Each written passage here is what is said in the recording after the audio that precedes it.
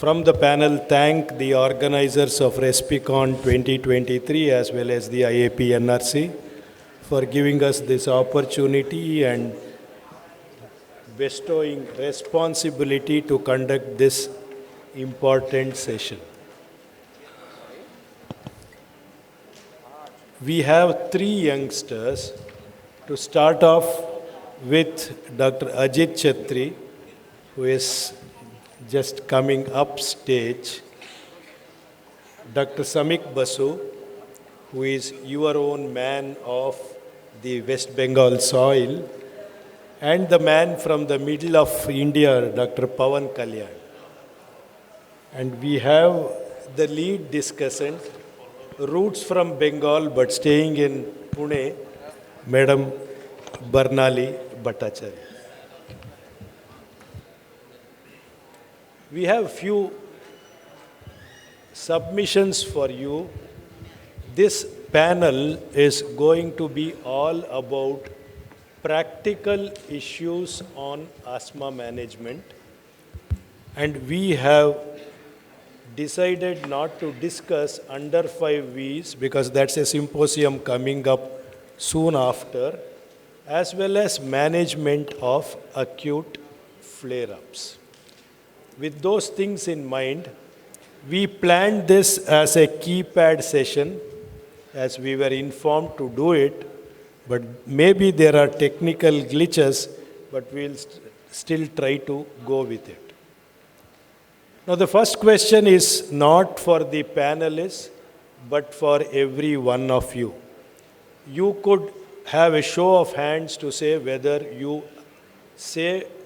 the statement is true or false. If you find the statement false, raise your hand. This is about under 5 V's. A 3-month trial of low-dose inhaled corticosteroids, budesonide 100 micrograms twice daily, is required in some children. A 3-month trial of inhaled corticosteroids, budesonide 200 micrograms twice daily is required in some children. If the clinical response is not satisfactory, in 6 weeks, rethink of your diagnosis.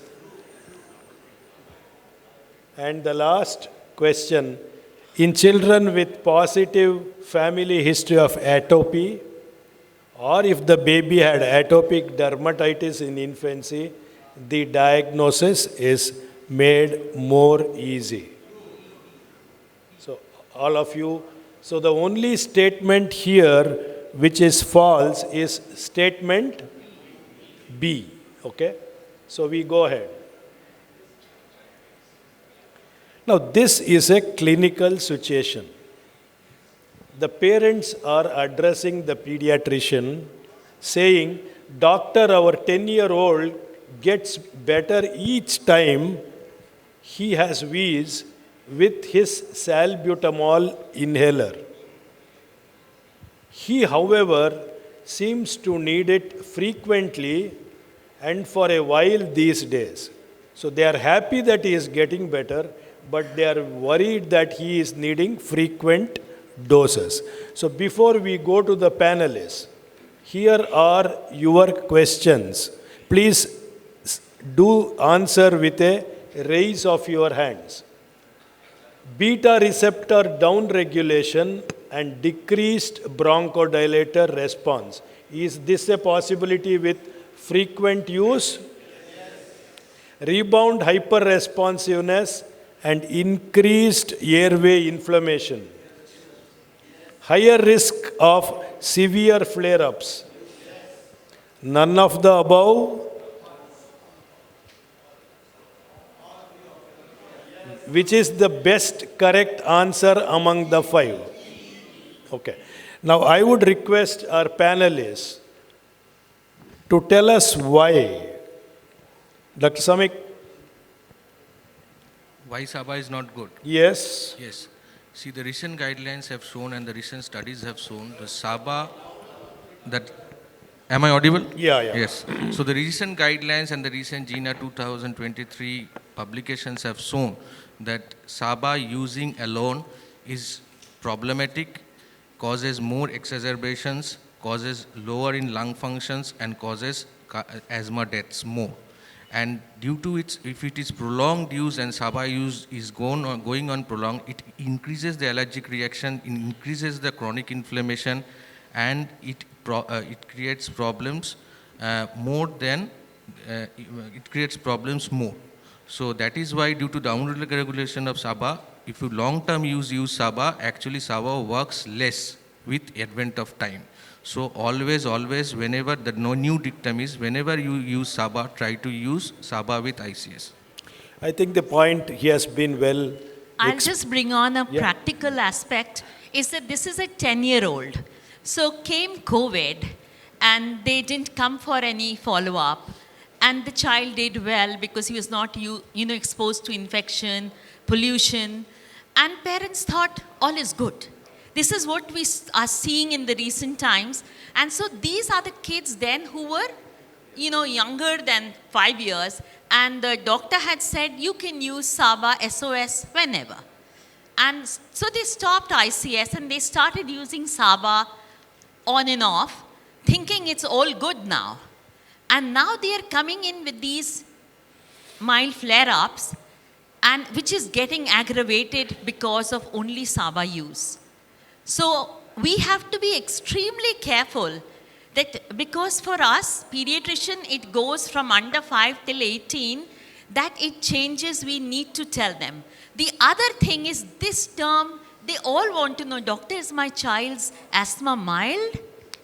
So that is a dangerous term, because even a mild asthma who's getting SABA on and off can land into exacerbation, that even GINA now says mild is not mild, but apparently mild within inverted commas. So this was just a practical thing that I thought I'll share with Samik's scientific backup, that be extremely guarded. He's given you the reason, but this is a common scenario that we are seeing these days.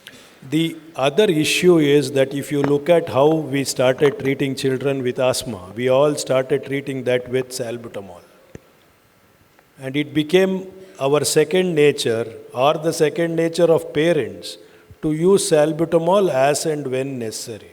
And with a paradigm shift in our focus on anti-inflammatory therapy, this frequent standalone use of salbutamol is almost non-existent, and the onus is on us to educate parents and children to make sure that when they are using SABA frequently, it means that they are not under proper control. Now my next question. Here is another parent whose child is using SABA frequently, that is either terbutaline or salbutamol, and when they don't get better with only the beta-2 agonists, they give their child a short course of oral corticosteroids, 3 days to 5 days, and the child gets better. But the pediatrician says that this is not acceptable.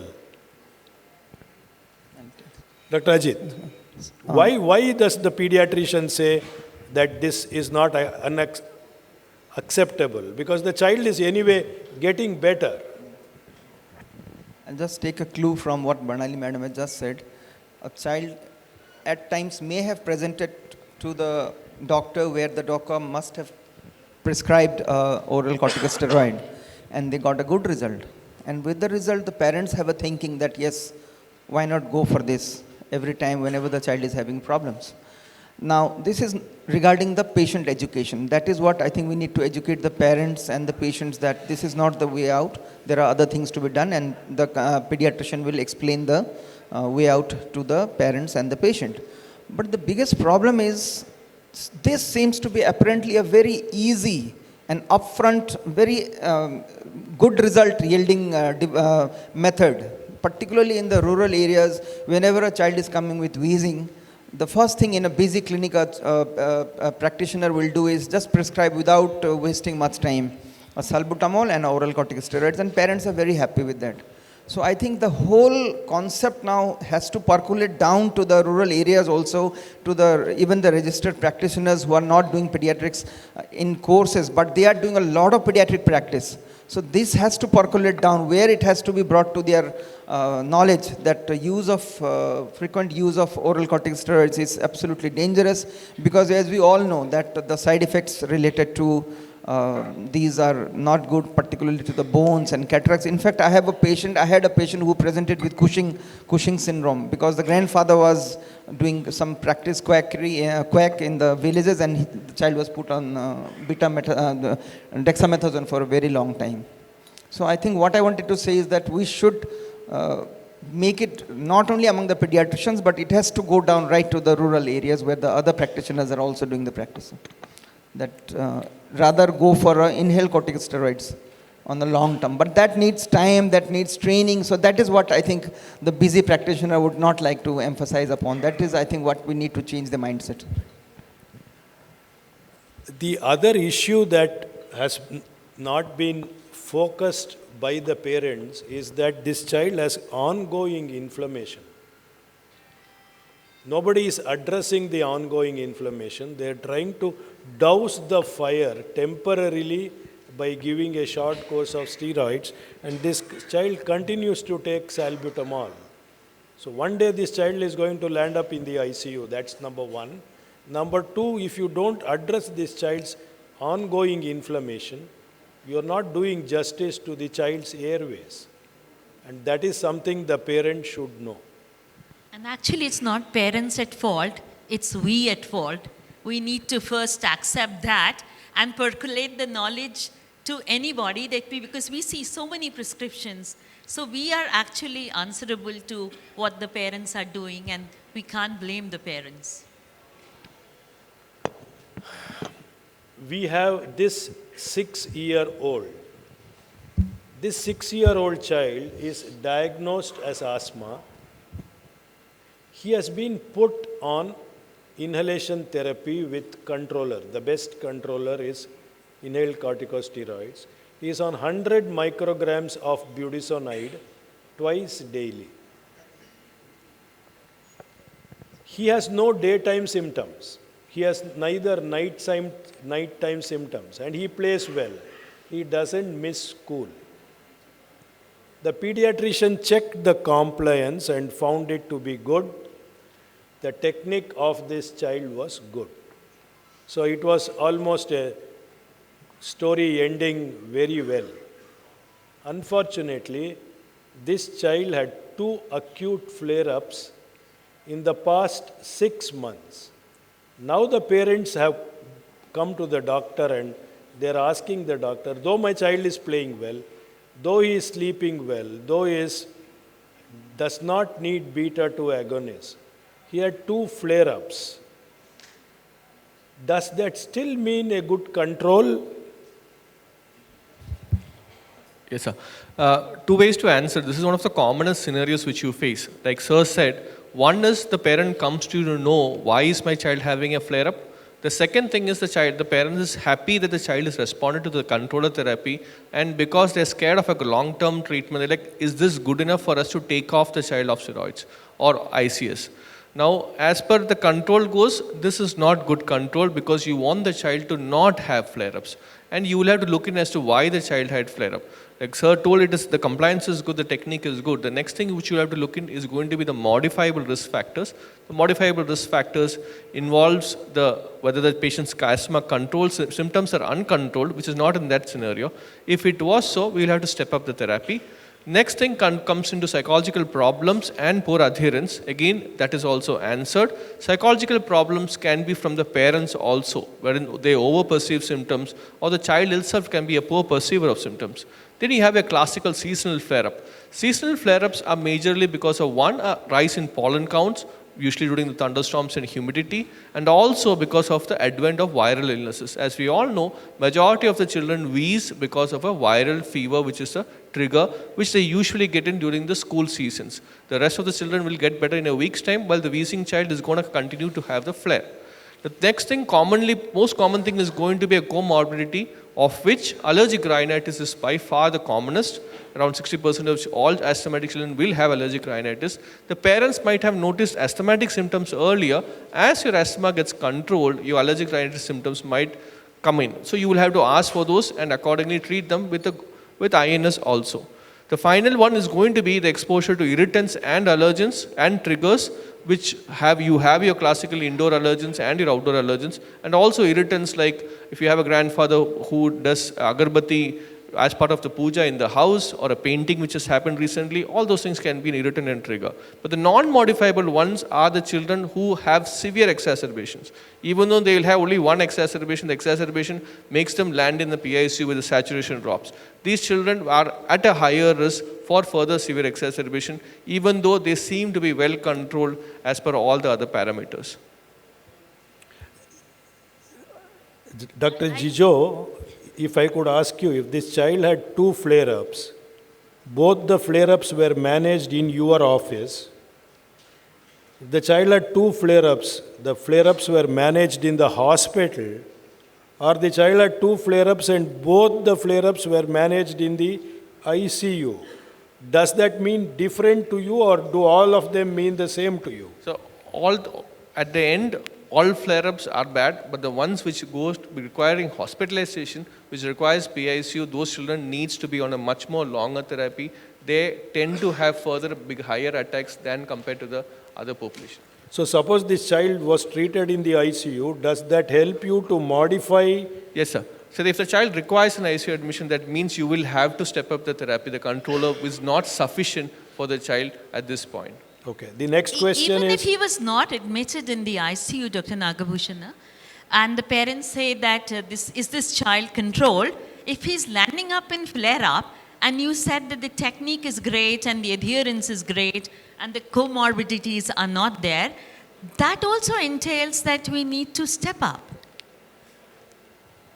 I fully agree with you. There is now this concept of impairment and risk. What we have put up in the case scenario about his symptom control are all features of impairment. And the features of risks are 2. Number 1 is the risk of future flare-ups. The second is the risk of side effects of medications. So a child is not completely well controlled if we have not managed the child's impairments as well as the child's risks. Jijo, to follow my question, now is November, Diwali is coming. Parents ask you that after 3 months, we had to step down. The stepping down time is very close to Diwali. Should we do it? So as per, we won't step down when there's going to be a high propensity of the child to have a wheeze because of the season. Because if you also have a history, this child every year wheezes around December, whatever is the trigger. In that scenario, you should not be stepping down even if the child is well controlled. So in that scenario, we won't be stepping down, sir. Now, one of the irritants or triggers could be something inside the home. What are those things you would focus on in this child? So the commonest indoor allergens which we talk about are your dust mites. You have cockroach, and also your fungal infections, fungal spores can also come in. These are all things which you will have to address in your control measures. Your other things which also include your indoor pollution, which is common when you have agarbattis, when you have mosquito coils, all those things inside. If it's there in the house also, all act on, sir. The father says, I am a smoker, but I smoke in the balcony and not inside the home. I smoke inside my car. Is that acceptable? Absolutely not, sir. The parents who have smoking, the children are more likely to have further attacks. It is also an irritant also. And even if it's a third-hand smoke, with the remnants remaining on the clothes of the father once he walks in, can also trigger an attack in the child. This is a comprehensive diary which all of us can use when children come to us with flare-ups or after the flare-ups. Look at the medications that have been used. Look at the focus on flare-ups use of oral bar systemic corticosteroids, hospitalizations, where, for how long and how severe, and the pulmonary function test, as well as the height and the plot of the growth velocity. If this is one thing that we can all plot in children who come to us with flare-ups, I think we are doing great justice to these children. Dr. Vijay Shekaran has a point.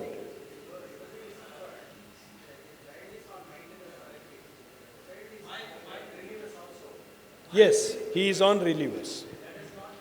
No, we are he is also on SOS relievers. Now let us go to the next part. The first two of that, all of us are familiar. The one which is below is something that's coming up, and that is the impulse oscillometry. The first questions are to our learned delegates, and then we will go to our panel. Regarding objective assessment, which of the following statements is false? So there is one statement that's false, so we need to pick up. All children suspected to have asthma should undergo spirometry. Your answer? True or false? Okay, be a little louder. When spirometry is not available or affordable, at least peak flow should be checked. Excessive variability in peak flows, PFR, between visits, or it could be either peak flow or spirometry, or significant improvement in PFR or spirometry after 4 weeks of inhaled corticosteroids is a valuable marker of reversibility for diagnosing asthma. Yes or no? A normal spirometry definitely rules out asthma. I think I'll take that on. Yes. Because I think the audience was brilliant. Yes, you're right that, what is asthma? It is a disease where there is airflow limitation, and this airflow limitation is reversible. What's a test which we can do to show it? Spirometry, right? This, of course, in children more than 5 years that we're talking of. Now, peak flow is, the peak flow meter has been in the bandwagon, yes and no, dropped rudely, again embraced. But now, 2 years back, WHO said in resource-crunched countries, you can use it. And if you can, even in your clinic, if you show bronchodilator reversibility of 20%, it's accepted. In it came into GINA with a lot of, acceptance. So yes, you were all right about the use of peak flow meter that we can use. The crunch is that if you have sent for a spirometry and the report comes normal, you've not done it yourself, it's been done by a technician in some hospital, yes, it can be normal. And what are the situations? A, somebody has done a good spirometry, but asthma is a disease of variability. At that point of time, probably there was no issue. But most commonly, it was not done optimally. So you're doing a FEV1 by FVC. And so your FVC is low, right? So your FEV1 by FVC, which should be 90, cannot be because you are getting a very low FVC. So that is a poor quality test. 3, most of the times, as Ajit was mentioning, children have either been on oral steroids given, or they have been on budesonide nebulization at home, at the clinic, oral steroids. They will obviously not show. They have to be off it for 4 weeks to do it. So these are the situations where it could be asthma. So what is the importance? If you have clinically diagnosed it that the chance of asthma is very high, here home peak flow monitoring is of great use because they are tracking it and you are calling this child over after 2 weeks or if there is a problem and then you can pick it up. But spirometry is not an easy test, especially in children. It's if you're dependent totally on technicians, the company sends a guy with a spirometer, you will see they all come as severe restrictive lung disease because the FVC is so low. So you cannot trust that. But if you've done it yourself, but you think that this child is asthma and you're getting normal, these could be the situations: oral steroids, variability, budesonide nebulizations at home. This is what can mask. Subbu, you're waiting to bounce. Just one clarification. Suggestive spirometry will tell that it is asthma. I wanted to just know, does a normal spirometry rule out asthma when we have clinically That's what I suspected? answered. That's exactly what she has answered. It doesn't rule out. That's what she has answered. Because there it is written in the slide, it rules out asthma. No, that was to mislead you people. Okay, fine. No. That's what I was speaking. And most of them didn't get misled. Now the question now is, They stopped bronchodilators also, at least 4 Yes. hours or 12 Yes, hours. It's yes, not yes. mentioned But there. again, Dr. Yes. Vijay Shekaran, sometimes you may not get a reversibility when a child is passing in a, kind of a phase, like he mentioned, seasonal, passing through a good phase, and they've been referred by the doctor 3 months back, but they decided to come during summer vacation. So all is good. So you may not get a pre-post also in them, but it's a very good point and well taken that a reversibility is a very important criteria. So but you may not get it. In order to summarize, for all of us to take home, do a spirometry at the beginning of treatment because that will give you a baseline record. And if you have to scratch your head to look at alternate diagnosis, you have something basic. Number 2, always demonstrate bronchodilator reversibility. Number 3, do this spirometry at 3 months, 6 months, 1 year after initiating treatment, and do it at least every 1 year until the child is completely well. What is the benefit for the child? If you see a child who has improving spirometry, that's such a pat on the child's back and the parents to continue medication. And that reduces non-compliance. This is what we all understood. But look at what this chart shows us. If we are able to do spirometry over periods of time, there are 4 different characteristics of children who emerge. The first characteristic of children who start off around 16 and go on around 20 is a child with normal spirometry, normal lung growth. They don't need us. Neither will they need the adult physician. Second, there are children who have this early decline in lung function who probably will need the adult pulmonologist. But look at the last 2. There are groups of children who might have reduced growth and early decline. And they are the groups of children who will go on develop chronic pulmonary airway disease as adults. So the onus is on us to make sure that they not only get better of their symptoms, get better of their flare-ups, but also to monitor them to see that they have near normal lung functions, and if they don't, then to caution them. I think Dr. Pawan is sitting pretty quiet. This tough adolescent could finally be convinced to accept inhalation therapy at last. But that adolescent said, "Doctor, one inhaler I am going to take. You can't prescribe 2 or 3 for me." And he says, "I am an athlete. I am playing basketball. Don't ask me to stop playing basketball." Pawan, he is your patient. So thank you, sir, because running short of time. Before Pawan starts, for you, formoterol and budesonide is the preferred choice. Malt is the preferred choice for children even under 5 years. Compliance and outcomes are better when compared to regular twice daily use of inhaled corticosteroids, pragmatic issue, can be used to treat and prevent exercise-induced asthma. Yes or no? To this one more option which sir hasn't given, there is one more long-acting beta-2 agonist, sormetrol with fluticasone. Can it be used as a MAT therapy, or yes or no?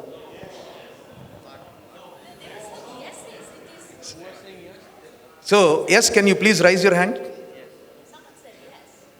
So please, that is the reason I have put this question. All the GINA guidelines says that only the formoterol is to be used as MAT therapy. So even though you have a salmeterol, there are no, the GINA says that you cannot be used as MAT therapy. So as the question says that I'm an athlete, I'm an adolescent, I'm a lazy guy, I'm an adolescent, I just wanted to enjoy myself. So what I want to do is, you have to have a good compliance with the technique when you have to have a good control. So I don't want to carry. So it is only one inhaler which I would use.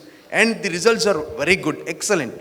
The compliance good, the rate of exacerbations, hospital admissions have reduced. So that is the reason they have come with maintenance and regular therapy. That is one inhaler, that is with formoterol with budesonide. There is one more which is not available, beclomethasone with formoterol is also there, which could be also used as your MAT therapy. Second is that not only in adolescents, but in 6 to 11 years of age group, who are on step 3, who are on ICS, high dose ICS, or with SABA, can also be changed to your MAT therapy. So now the GINA has said 6 to 11 years at step 3, and step 1 and step 2 from adolescents and adults, you can use your MAT therapy. So easy, you can give one inhaler to the child and then send. So now that you have also, you doesn't require any spacer, which has come with a synchro breathe. You just need to carry on. So that also has changed. It has revolutionized the asthma management. So basically for adolescent, not only what you need to carry the spacer and the mask, spacer and the inhaler, it is very difficult. So adolescent wanted them to be easily carryable so that they don't take strain and they have to be compliant. So easy is a single inhaler. If you can able to use that synchro breathe, it is fine. Okay. Now, DPI, if I have an acute exacerbation, it doesn't say, but the force, whatever you have, during the acute exacerbation. Sir, let him finish, sir. So when you have an acute exacerbation, it is very difficult to do because you need to breathe a little more when you have a DPI. So DPI for MAT. Dr. Pawan, what about his basketball?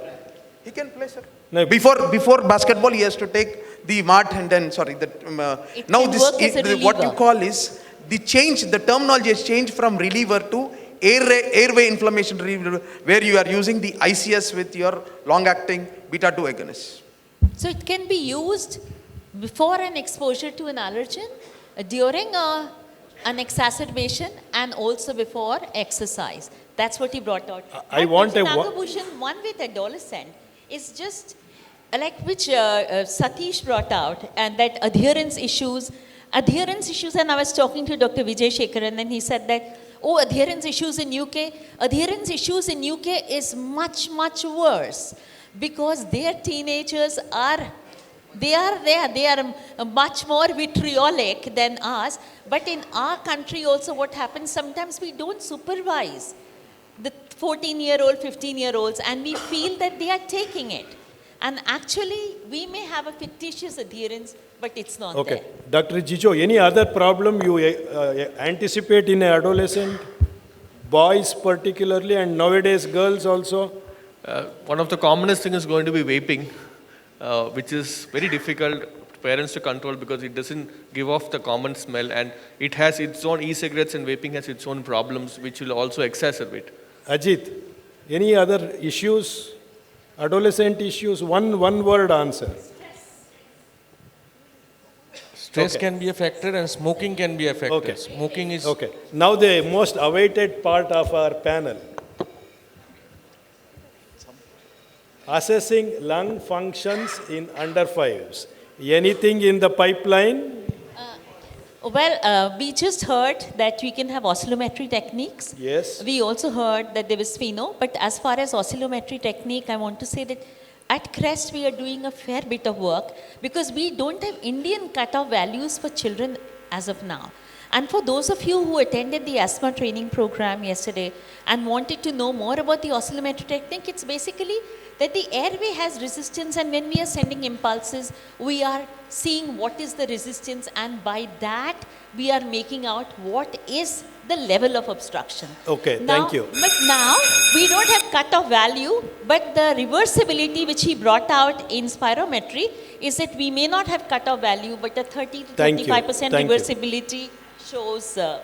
The other issue is it's a simple, vital, it's a simple technique where the child blows in and blows out. So it's simple and easily can be followed, can also be done in children who don't understand complex spirometry problem. Pawan, quick answers to role of biomarkers. They are coming up in a big way in the recent future. Do they have any application to therapeutics? So just now we have finished the biomarkers, so there is no point. So they are still in the evolving phase. We will be definitely, in the near future, would definitely come up. Okay, now to add on to where Pawan stopped, eosinophils in blood, sputum and bronchoalveolar lavage have clear indications that this child is going to respond to inhaled corticosteroids. Total IgE could be a clue in difficult asthmatics who are on optimal ICS to consider the possibility of use of biologics. Can I request, yes, Samik, when would you do allergy testing and why?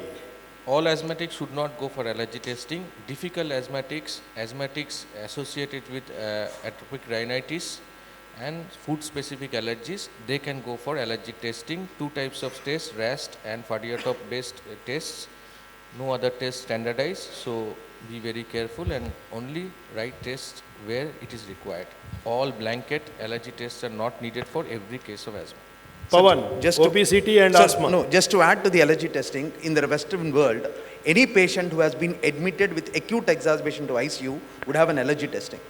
Perfect. Obesity and asthma.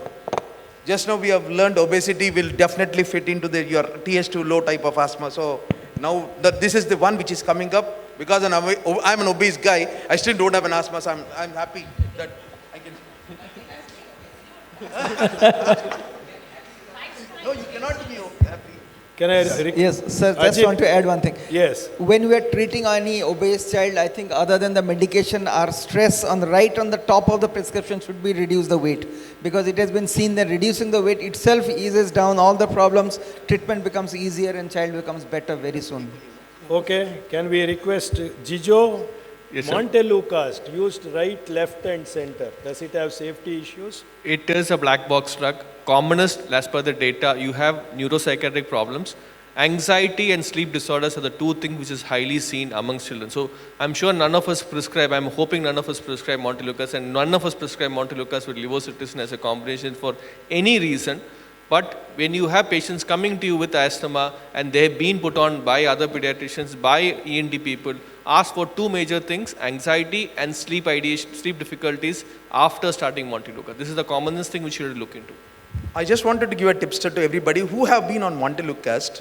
Just ask whether they are becoming irritable, they are starting to bite the next morning, having night sleep disturbance. If you start asking within 24 to 40 years after taking the Montelukast, yes, definitely they would say, and please mention it on the book and never ever prescribe the Montelukast. To specifics, sir, usually they have nightmares, and in older children and adults, there is an increased tendency for suicidal tendencies. It does. Because Not only helping, it can cause problems. So we have to be aware. Ajit, how would you choose a spacer? So choosing a spacer, everybody wants to have a spacer. Only one goal, please in mind, it is a wall spacer. Still in India, we are able to see without walls. So when you are seeing such spacers, please kindly avoid it. It is always a wall spacer, whether it is a low volume or a high volume, large volume chamber, doesn't matter, but spacer with a valve is a must. Pawan, newer modes of inhaled drug therapy in the pipeline. The only thing which I have said is a synchro breath which have been there. Breath actuated inhaler, not the, that's a company's thing. As well as fine And particle. the other thing, Dr. Nagabhushan, with your permission, is the ultra-fine particles. It's coming up in a big way because with the FOT, what we are also learning is small airway disease. So when you say newer device, it's not just newer device, it's also ultra-fine particles. So we have now beclomethasone and formoterol in ultra-fine, and we are doing a study, and there are 40 kids this side, 40 kids on the other side, and they are actually showing better result Thank you. than the thing. Thank you. Now, inhaled tiotropium, definitely not alone after you have used ICS with LABA and then as an add-on drug. The last question is on nutrition, vitamin D and omega-3 fatty acids. Lot has been said, but there has been no protocol to use them. And with those rapid fire questions, if time permits, we are open to questions from the audience. May I request the delegates to give a round of applause to our panelists. Now the question time. I think the gentleman there was the first to ask.